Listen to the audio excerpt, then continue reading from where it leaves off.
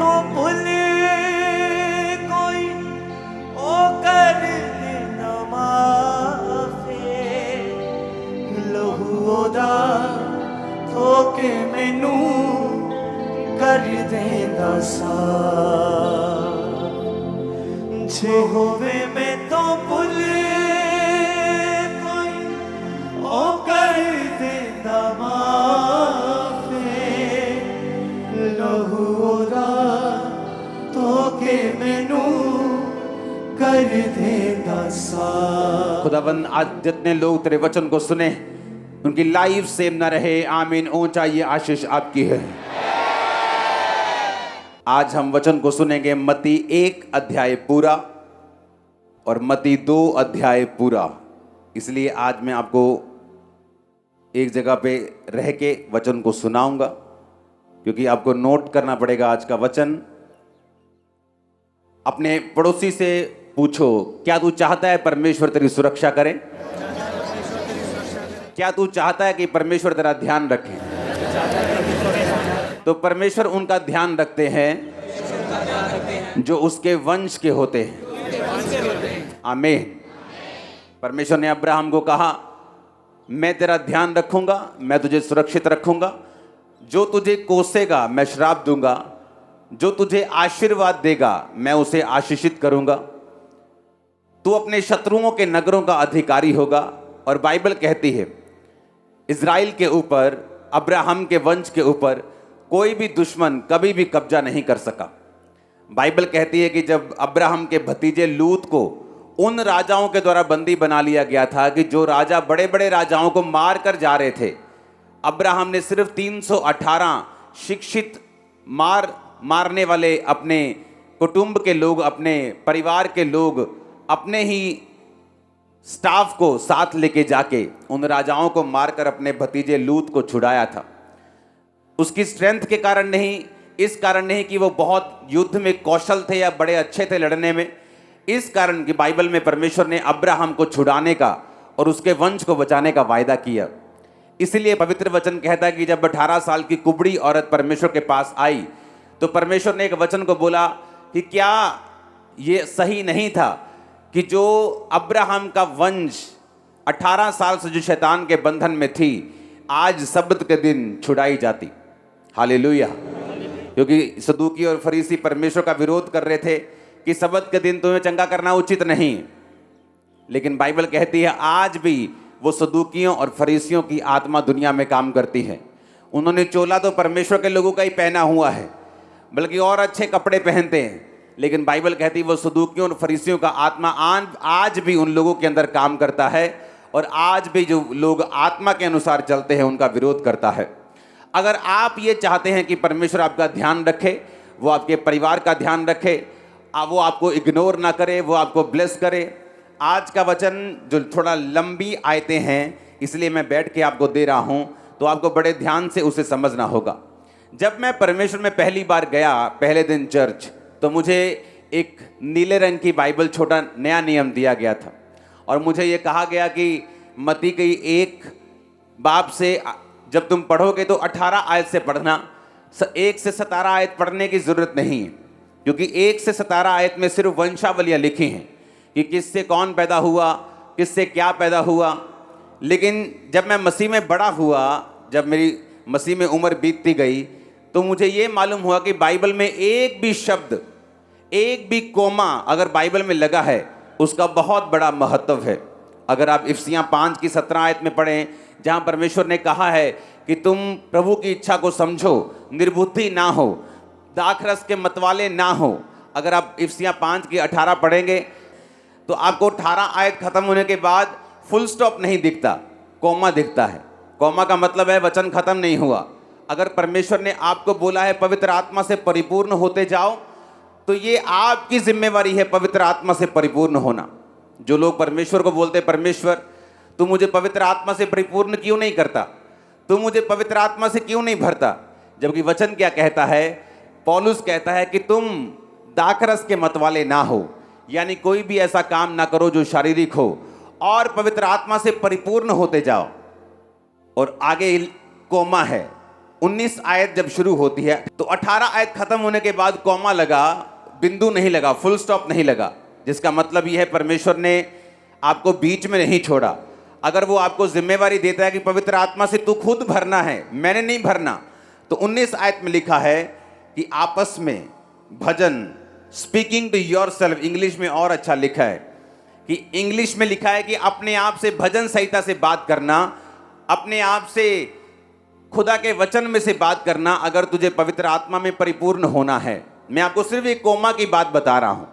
ये 18 आयत के बाद कोमा इसलिए लगा, खत्म इसलिए नहीं हुआ कि 19 आयत में परमेश्वर ने आपको बताया है कि आपको पवित्र आत्मा से परिपूर्ण होने के लिए वचन में से बात करनी होगी। आप कैसे बात करते हैं? ओ मेरे पास आज तनख्वाह नहीं मिली, आज मेरे घर में घटी है, आज मेरा सिर दर्द है, आज मैं बीमार हूं। लेकिन वचन क्या कहता है? यहोवा मेरा चरवाहा है, मुझे कोई घटी नहीं होगी। बटुए में पैसा है या नहीं है, अगर आप ये बोलेंगे आप पवित्र आत्मा से परिपूर्ण पाएंगे अपने आप को बहुत जल्दी। और उसी तरह से उसने कहा अपने आप से बात करनी भजन संहिता में से। ये अपने सिर दर्द को देखोगे या ये देखोगे बाइबल में लिखा कि उसके कोड़े खाने से मैं चंगा हो चुका हूं। आपको अगर आप वो बोलेंगे जो बाइबल में लिखा है और अपने आप से बात करेंगे रोज, तो वचन कहता है आप पवित्र आत्मा से परिपूर्ण होंगे। याद रखो, हर एक लाइफ में एक ब्रेक थ्रू, एक मोड़ आता है। वो मोड़ है एक दाऊद का गोलियत को मारना। सबसे इंपॉर्टेंट टाइम अगर आप दाऊद की जिंदगी में देखेंगे तो वो गोलियत को मारना था। जैसे ही दाऊद ने गोलियत को मारा, वचन ये कहता है कि परमेश्वर ने उसे पूरे इज़राइल में मशहूर कर दिया और धीरे धीरे राजा होने के लिए उसका अभिषेक किया, उसको आगे किया, अपनी योजना को उसकी जिंदगी में पूरा किया। बाकी लोग गोलियत को क्यों नहीं मार सके? बाइबल कहती है कि सारे लोग जो इज़राइल की सेना में थे, शाऊल राजा समेत, जब गोलियत आके ललकारता था उनको, तो बाइबल कहती सब उससे डरते थे। कोई उसके सामने नहीं आ रहा था, लेकिन एक ही जन उसके सामने आया और कहा कि मैं इस खतना रहित पलिश्ती को मार सकता हूं। एक ही जन था जिसमें गैरत जागी और वो था दाऊद। रीजन क्या था? क्योंकि दाऊद पवित्र आत्मा से भरा हुआ था। आप जब भी दाऊद की जिंदगी को देखेंगे, आप देखेंगे कि दाऊद ने कभी भी अपने दिल की बात को अपने ऊपर हावी नहीं होने दिया। अगर वो डर रहा था, शाऊल से मौत के डर के मारे भागा जा रहा था, तो मुंह से ये नहीं कहता था कि मेरे अंदर डर है, मुंह से ये कहता था मैं ना डरूंगा, परमेश्वर मेरे साथ है, मनुष्य मेरा क्या कर सकता है। हालेलुया। घटी में रहता था, जंगलों में रहता था, लेकिन ये कहता था यहोवा मेरा चरवाहा है। जब धूप लगती थी बोलता था वो मेरे जी में जी लेके आता है। और इसीलिए बाइबल कहती है कि दाऊद पवित्र आत्मा से परिपूर्ण व्यक्ति था। क्यों परमेश्वर आपको पवित्र आत्मा से परिपूर्ण करना चाहता है? वो इसलिए आपको परिपूर्ण करना चाहता है कि वो आपकी लाइफ का गोलियत, आपके सिर, जो आपके सिर से ऊपर, आपके कद से ऊपर, आपके जीवन से बहुत एक अधिक बड़ा है और वो आपको चैलेंज कर रहा है। परमेश्वर ये चाहता है आपका वो गोलियत आपके पांव के नीचे आए, शैतान की तरह जो आज आपके पांव के नीचे है। लेकिन कैसे होगा? बाइबल कहती है जो पवित्र आत्मा से परिपूर्ण हैं वही शैतान को हरा पाएंगे। जो पवित्र आत्मा से भरे हुए हैं वही डेविल को हरा पाएंगे। इसीलिए दाऊद गोलियत को मार पाया क्योंकि वो सब भाइयों से अलग था, पवित्र आत्मा से परिपूर्ण था। वो बातें नहीं कहता था जो उसके दिल में आती थी, जो सर्कमस्टेंसेस चलते थे, जो परिस्थितियां चलती थीं, लेकिन वो बोलता था जो परमेश्वर का वचन उसे बोलने के लिए कहता था। हालेलुया। और जब एक बार आप पवित्र आत्मा से परिपूर्ण हो जाते हैं, उसका एक मकसद है। दाऊद राजा नहीं बन सकता था अगर वो लोगों की निगाह में नहीं आता। तो लोगों की निगाह में आने के लिए उसका एक ऐसा काम करना जरूरी था जो लोगों को शॉक कर दे। वो काम कभी नहीं हो सकता था अगर दाऊद पवित्र आत्मा से परिपूर्ण ना होता। दाऊद पवित्र आत्मा से परिपूर्ण कभी ना होता अगर वो परमेश्वर के वचनों को अपनी लाइफ की विपरीत परिस्थितियों में बोलना ना जानता। हालेलुया। कितनों को समझ आ रही है आज का वचन? आपकी लाइफ में कुछ ऐसे परमेश्वर ने काम रखे हैं जो आप जैसे ही पवित्र आत्मा से परिपूर्ण होंगे, वो विक्ट्रीज, वो जीत आपको मिलती है। मैं बहुत सारे लोगों को बोलता हूं, आप गलती करते हैं अपने परिवार को, अपना परिवार मतलब अपना जो क्लोज परिवार होता है, माँ बाप, भाई बहन, पत्नी, बच्चे, आप गलती करते हो जो बाइबल लेके उनसे बहस करते हो, उनको बताने की कोशिश करते हो कि यीशु मसीह परमेश्वर है। क्योंकि कई आशीषें आपकी ऐसी होती हैं, आपके परिवार की कई साल्वेशन ऐसी होती हैं जो आपकी ब्लेसिंग्स को देख के होती हैं। आपका परिवार, कुछ मेंबर ऐसे होते हैं जो आपके ऊपर जब तक खुदा का हाथ नहीं देख लेते तब तक वो परमेश्वर में नहीं आते। इसलिए बहुत से लोग अपनी फैमिली की साल्वेशन का इंतजार करते रहते हैं, अपनी फैमिली से बहस करते रहते हैं, भाई साहब आप प्रभु में क्यों नहीं आते, बहन तू प्रभु में क्यों नहीं जाती। लेकिन वो ये कभी नहीं सोचते, बाइबल कहती है तू बच, तेरा घराना बचाया जाएगा। और बचना कैसे है? बाइबल कहती है जो पवित्र आत्मा से परिपूर्ण ही नहीं हुआ वो अभी तक मेरे ख्याल में तो बचा नहीं है, और बाइबल के वचन के मुताबिक भी वो बचा नहीं है। इसीलिए परमेश्वर ये चाहता है कि आप लोग पवित्र आत्मा से परिपूर्ण हो, ताकि आपकी लाइफ का गोलियत जब मरे, आपकी लाइफ में एक बड़ी टेस्टिमनी पैदा हो, आपका परिवार मसीह में आए, समाज मसीह में आए, लोग आपको स्वीकार करें, परमेश्वर का मर्जी और उसका प्लान आपकी लाइफ में पूरा हो। और आज रात को खुदावंद का आत्मा आपको विजन देगा, एंजल आपको दर्शन देंगे, पवित्र आत्मा से परिपूर्ण करेंगे। आमीन। मेरे को ऊंचे वाला चाहिए चर्च। Hallelujah, hallelujah. वो अपने वंश को पवित्र आत्मा से भरता है, लेकिन कौन सा वंश? जब मेरे को बाइबल दी गई तो बोला 1 से 17 आयत मत पढ़ना, लेकिन जब मैंने पढ़ा तो सारे भेद ही उसमें, खजाने उसमें छुपे हुए। अब्राहम की संतान, दाऊद की संतान, यीशु मसीह की वंशावली। मत्ती 1 उसकी 1 आयत। 2 आयत में लिखा अब्राहम से इसहाक उत्पन्न हुआ, इसहाक से याकूब उत्पन्न हुआ, याकूब से यहूदा और उसके भाई उत्पन्न हुए। अब्राहम से लेकर दाऊद तक 14 पीढ़ी हुई। दाऊद से लेके जब बेबुलीन ने उनको बंदी बना लिया 14 पीढ़ी हुई। बंदी बनाने के बाद मसीह के जन्म तक 14 पीढ़ी हुई। इसलिए मैं कहता हूं वो पीढ़ियों को कंट्रोल करता है, वो पॉपुलेशन को भी कंट्रोल करता है, वो छोटी से छोटी चीज का भी ध्यान रखता है। वो आपका ध्यान क्यों नहीं रखता होगा? अब्राहम से लेकर दाऊद तक 14 पीढ़ी। 17 आयत पढ़ो। इस प्रकार अब्राहम से दाऊद तक 14 पीढ़ी, दाऊद से बेबुलीन को बंदी होकर पहुंचाए जाने तक 14 पीढ़ी, बंदी होकर बेबुलीन को पहुंचाए जाने के समय तक, मसीह तक 14 पीढ़ी। एक एक सेकंड खुदावंद के कंट्रोल में है।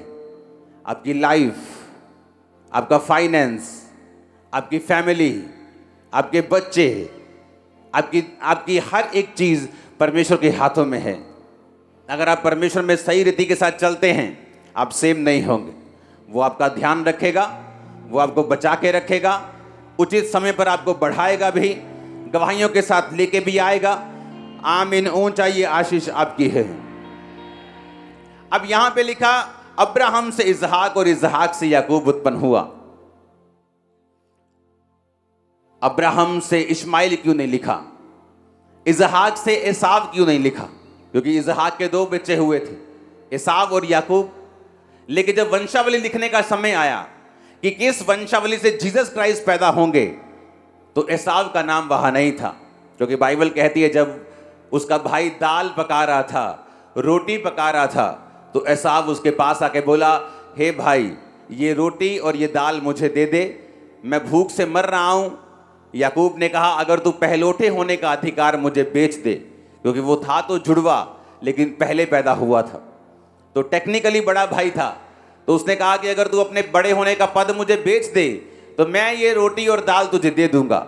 उसने कहा इसमें कौन सी बड़ी बात है, बड़े होके भी तू, मैं क्या कर लूँगा, मैं धनुष चलाने वाला बड़ा ही तेज मर्दाना इंसान हूँ, मुझे कुछ ज़रूरत नहीं, ताकतवर इंसान हूँ, ले पहलोठे होने का पद तेरा, ये मेरे को दाल और तू रोटी दे। और बाइबल कहती है वो खाकर अपने पहलोठे होने के पद को तुच्छ समझकर चला गया। और जब वंशावली लिखने का समय आया तो परमेश्वर ने याकूब से उत्पन्न होने का फैसला किया। बाइबल कहती है याकूब से यहूदा, यहूदा के वंश से जीसस क्राइस्ट पैदा हुए। और इसीलिए एसाव का नाम वहां नहीं है, क्योंकि जितने विश्वासी अपने शरीर के अनुसार चलते हैं वो कभी भी परमेश्वर के ब्लड लाइन में नहीं जुड़ सकते। आज भी अगर चर्च में लोग बैठे हैं तो सारे जीसस क्राइस्ट के ब्लड लाइन में नहीं हैं, क्योंकि हर एक जन जो आत्मा के अनुसार नहीं चलता, बाइबल के मुताबिक वो परमेश्वर के ब्लड लाइन में जुड़ा नहीं हुआ। जो शरीर के अनुसार चला, कौन? इसहाक का बेटा बड़ा एसाव शरीर के अनुसार चला, परमेश्वर ने अपने ब्लड लाइन से बाहर किया। आज चर्च में लोग बैठे हैं, है तो जीसस क्राइस्ट की संतान, उनका दादाजी बिशप हैं, उनका पापा चाचा पास्टर हैं, खुद 20 साल से क्रिश्चियन हैं, लेकिन अगर शरीर के अनुसार चल रहे हैं तो मेरा यकीन रखना परमेश्वर आपको अपने वंश में नहीं गिनता। आप क्रिश्चियन नहीं हैं बाइबल के मुताबिक। उसने कहा इसहाक से याकूब उत्पन्न हुआ, एसाव का नाम तक नहीं लिया, क्योंकि परमेश्वर उसको जानता नहीं। बाइबल कहती है अगर शरीर के अनुसार चलोगे तो मरोगे। आज परमेश्वर किनका ध्यान रखता है? जो आत्मा के अनुसार चलते हैं। इसलिए परमेश्वर ने कहा आत्मा के अनुसार चलोगे तो जियोगे। कहां पर जियोगे? अपने फाइनेंस में, अपनी लाइफ में, अपनी फैमिली में, अपनी आत्मिक जिंदगी में, अपने घराने में, अपनी मैरिड लाइफ में, अपनी सेवकाई में, तुम सब जगह जियोगे, तुम मरोगे नहीं अगर तुम आत्मा के अनुसार चलोगे। अगर शरीर के अनुसार चलोगे तो मर जाओगे। तुम शरीर में तो जीवित हो सकते हो, पर मरे हुए होगे फाइनेंस में, अपने सेहत में, अपने परिवार में, अपनी रिलेशनशिप में, अपनी आत्मिक लाइफ में, अपनी सेवकाई में। हालेलुया। अपने पड़ोसी को बोलो जितने शरीर के अनुसार चलते हैं वो उसके वंश के नहीं हैं। इसलिए परमेश्वर ने लिखा है इसहाक से याकूब उत्पन्न हुआ। ऊंची आवाज में आमीन बोलो, ऊंची आवाज में आमीन बोलो। Hallelujah, hallelujah. हमें यह देखना है कि हम शरीर के अनुसार चल रहे हैं कि नहीं। एसाव शरीर के सामने झुका, भूख बर्दाश्त नहीं हुई। कुछ लोग झुक जाते हैं व्यभिचार के सामने कि व्यभिचार का अटैक बर्दाश्त नहीं हुआ जी, हमने कुछ देख लिया, हमने कुछ कर लिया। आप यीशु मसीह के वंशावली में नहीं। अगर आप उसकी वंशावली में रहना चाहते हैं, उसकी ग्रेस के नीचे रहना चाहते हैं, आपको यह मालूम होना चाहिए कि जो शरीर के सामने झुक देंगे, झुक जाएंगे, अपने आप को झुका देंगे, वो परमेश्वर की वंशावली के नहीं हैं। वो शरीर के अनुसार चलने वाले हैं और वो जीवन उनके अंदर नहीं है। आप शरीर के सामने झुक गए, चोरी शरीर का काम है, विरोध, फूट, विधर्म, जादू टोना, मूर्ति पूजा, कलेश शरीर का काम है। चोरी, व्यभिचार शरीर का काम है। ईर्खा शरीर का काम है। तो परमेश्वर ने कहा जो शरीर के काम के नीचे हैं वो वंशावली के नहीं हैं। इसलिए आप परमेश्वर के कई लोगों को देखते हो कि खुदा से प्रार्थना करते लेकिन उनको मिल नहीं रहा। वो चाहते कुछ है, होता कुछ है। क्योंकि बाइबल कहती है जब आप शरीर के सामने झुक जाएंगे, अपनी आत्मा से शरीर के अंगों को नहीं मारेंगे, अपनी आत्मा से शरीर की क्रियाओं को नहीं मारेंगे, तो बाइबल कहती है आप में परमेश्वर का जीवन फिर नहीं है। यहूदा और तमार से फिरिस और जोहरा उत्पन्न हुए। इसका भेद मैं आपको रोज की रोटी जो रोज आप सुनते हो 1 बजे उसमें दिया हुआ, आप उसको उसमें सुनना। फिरिस से हिस्रोन उत्पन्न हुआ, हिस्रोन से एराम उत्पन्न हुआ, एराम से अमीनादाब, अमीनादाब से नशोन, नशोन से सलमोन, सलमोन और राहब से बोअज उत्पन्न हुआ। कौन था बोअज? एक धर्मी इंसान, एक पवित्र इंसान। बोअज और रूत से ओबेद उत्पन्न हुआ। कौन थी रूत? एक ऐसी औरत जो अन्य जाति थी, परमेश्वर को नहीं जानती थी, जिसका क्रिश्चियन एक यहूदी लड़के के साथ मैरिज हो गई, लेकिन वो परमेश्वर में सही नहीं था और बाइबल कहती वो मर गया। उसका बाप भी मर गया, उसका भाई भी मर गया। अब नियोमी जो उसकी सास अकेली रह गई, उसने कहा बेटा वापिस चली जा, तेरी जेठानी वापिस चली गई। रूत ये बात जानती थी, वापिस चली जाऊंगी, पति भी मिल जाएगा, आशीष भी मिल जाएगी, सुख भी मिल जाएंगे, पैसा भी मिल जाएगा। लेकिन उस देश में परमेश्वर यहोवा की आराधना करने वाले लोग नहीं थे। तो क्या किया रूत ने? रूत ने फैसला किया कि वो शरीर के सामने नहीं झुकेगी, वो अपने शरीर की क्रियाओं को पूरा करने का प्रयास नहीं करेगी, बल्कि दुख उठाते हुए भी वो परमेश्वर की महिमा करेगी। दुख उठाते हुए भी परमेश्वर में ही रहेगी और बाइबल कहती है रूत ने अपनी बूढ़ी सास के साथ रहने का फैसला किया, क्योंकि उसकी सास के साथ रहने से परमेश्वर यहोवा की आराधना करना उसे नसीब होता। तो क्या हुआ, परमेश्वर ने बोअज नामक एक धर्मी पुरुष को भेजा, रूत के साथ उसकी शादी हुई। और अगर आप ध्यान से पढ़ेंगे तो रूत से ओबेद, ओबेद से यशे, और यशे से दाऊद उत्पन्न हुआ। यानी रूत जो थी वो दाऊद की परदादी बनी। बाइबल के मुताबिक रूत के वंश से ही जीसस क्राइस्ट पैदा हुए, क्योंकि दाऊद के वंश से यीशु मसीह पैदा हुए। एक स्टेप लिया कि मैं शरीर के कामों को सेटिस्फाइड नहीं करूंगी, मैं शरीर के पीछे नहीं चलूंगी, मैं परमेश्वर के पीछे चलूंगी। परमेश्वर की ब्लड लाइन में शामिल हुई, ग्लोरियस जीवन जिया, जो कुछ खोया था सारा कुछ वापस पाया। आज मैं आपके लिए भविष्यवाणी करता हूं, यीशु मसीह के नाम में जितने लोग आज फैसला करेंगे शरीर के अनुसार नहीं चलने का, मैं आपकी लाइफ पर प्रोफेसी करता हूं, इन 6 महीनों में 6 मंथ के अंदर आप सारी चीजों जो शैतान ने छीनी वापस आता हुआ देखेंगे। 7 बार हालेलुया चाहिए मेरे को, ये आवाज में हालेलुया। बाइबल कहती है उसने कहा मैं शरीर के अनुसार नहीं चलूंगी। ये सारा खेल, पूरी क्रिश्चियनिटी इस बात पे टिकी है कि आप शरीर के सामने घुटने टेकते हैं या आप पवित्र आत्मा के अनुसार चलते हैं। अगर आप शरीर के सामने घुटने टेकते हैं तो बाइबल कहती है आप परमेश्वर की सुरक्षा के नीचे फिर नहीं हैं। कोई भी जन जिसने शरीर के सामने घुटनों को टेका है उसने मौत को देखा है। आप जानते हैं तीसरी आयत जो मैंने आपको बोला है रोज की रोटी में पढ़ना, यहूदा और तमार से फिरिस और जोहरा उत्पन्न हुए। आप जानते हैं यहूदा वही था जो 11 भाइयों में था जिसने यूसुफ को बेच दिया था। यहूदा उन्हीं 11 में से था। एक भी जन ने विरोध नहीं किया, सब इकट्ठे हो गए, चोर चोर सब इकट्ठे हो गए। हाँ, और यहूदा को यूसुफ को बेच दिया। यहूदा भी उनमें था। आप जानते हैं यूसुफ को पहले मारने के लिए गड्ढे में डाल दिया गया, उसके बाद इश्माइलियों के हाथ में बेचकर मिस्र में भेज दिया गया। इसके बाद वो शरीर के सामने झुके। क्या थी शारीरिकता? उन्हें जेलसी थी अपने भाई से। यूसुफ को दर्शन आते थे, वो बताता था कि तुम सब मेरे सामने झुकोगे। उसे विजन आते थे कि वो खेत में काम कर रहा है और 11 पूले उसके सामने झुक गए और वो खड़ा रहा। सूर्य और चंद्रमा और 11 तारे उसे दंडवत कर रहे हैं और उसका पिता उसको डांटता था कि ऐसा दर्शन मत सुनाया कर, तेरे भाई तुझसे बैर करेंगे। और बाइबल कहती है उसके भाई उससे नफरत करते थे, उससे ईर्ष्या करते थे, जेलसी करते थे। उसके पिता ने उसको रंग बिरंगा अंगरखा दिया हुआ था, कोट दिया हुआ था, उसको ज्यादा प्यार करता था। यूसुफ अपने भाइयों की कमियां फादर को बताता था, छुपाता नहीं था। एक दूसरे के साथ इतनी बनी बनाई नहीं थी कि पाप देखकर भी वो चुप रहे, और बाकी सब ऐसे ही थे। जब यूसुफ को बेच दिया गया, बाइबल कहती है तो कर्स सबकी लाइफ में एंटर हुआ। यहूदा की लाइफ में क्या कर्स आया? बाइबल कहती है वो उस संगति को छोड़ के, अपने भाइयों को छोड़ के दूसरे देश में चला गया। जब दूसरे देश में चला गया तो अन्य जाति लड़की से शादी हो गई। जब अन्य जाति लड़की से शादी हुई तो जितने बच्चे पैदा हुए वो सारे, जब एक माँ जो है अन्य जाति की होती है, एक माँ जब परमेश्वर में नहीं होती, तो आप ये इमेजिन कर सकते हैं उनकी परवरिश कैसी हुई होगी। तो जब परवरिश हुई वो यहोवा को नहीं जानते थे, और बाइबल कहती है यहोवा ने उसके बड़े बेटे और छोटे बेटे दोनों को मार दिया। रीजन क्या? परवरिश अच्छी नहीं थी, यहोवा को जानते नहीं थे। जानते क्यों नहीं थे? क्योंकि अन्य जाति लड़की से शादी की जो परमेश्वर को जानती नहीं थी, उसकी परवरिश उसी तरह से हुई थी जैसे लोगों की होती है। अन्य जाति से शादी क्यों हुई?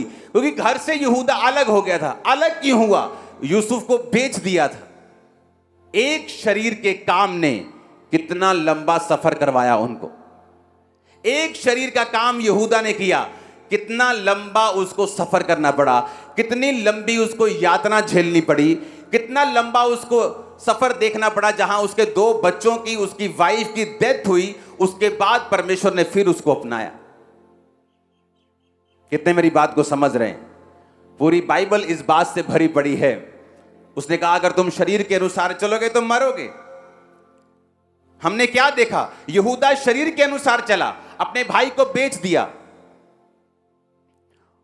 और यहूदा और तमार से फिरिस, तमार उसकी पहली पत्नी नहीं थी, पहली पत्नी मर गई थी। रोज की रोटी में सुनना मैंने भेदों को बताया है कि जब आप शरीर के अनुसार चलते हैं फिर आप लंबी दौड़ में दौड़ने लगते हैं, और वो दौड़ परमेश्वर की ओर से नहीं होती। आप एक ऐसी दौड़ में दौड़ने लगते हैं जहां आप थक जाएंगे, फ्रस्ट्रेट होंगे, जहां चीजें फिर आपके हिसाब से नहीं चलेंगी। पहले पहले आपको अच्छा लग सकता है, लेकिन याद रखो, जब दो लाइनें सीधी जा रही हैं ऊपर और एक हल्की टेढ़ी हो जाए, तो अभी तो इनमें गैप नहीं है, लेकिन एक समय आएगा जब गैप बढ़ जाएगा, एक समय आएगा जब ये दूर हो जाएगी। जो लोग परमेश्वर से हट जाते हैं तभी उनको ताजा ताजा मालूम नहीं होता। एक अंगीठी में से कोयला निकाल के साइड पर